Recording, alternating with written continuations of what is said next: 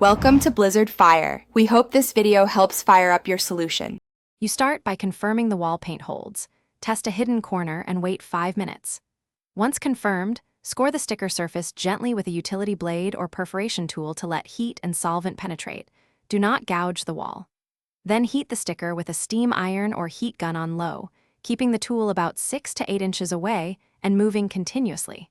This softens adhesive so the sticker lifts more cleanly and reduces risk of paint lifting, which is why you scored first. You begin peeling from an edge at a low, acute angle.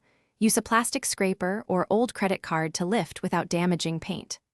Once done, if residue remains, apply an adhesive solvent or a 110 dish soap to warm water, allowing it to soak for a minute to break the bond. Make sure to work in manageable 12 to 18-inch sections and blot the dissolved adhesive gently with a microfiber cloth rather than scrubbing, because rubbing can smear residue or abrade the paint finish. You finish by removing remaining adhesive with rubbing alcohol or a citrus-based remover, applying it sparingly and wiping until the surface is clean. Once dry, inspect for small paint nicks.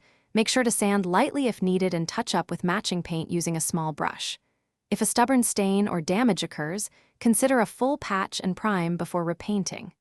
Troubleshooting tip: if paint peels, stop peeling immediately, rehydrate the area, then scrape loose paint, and repair.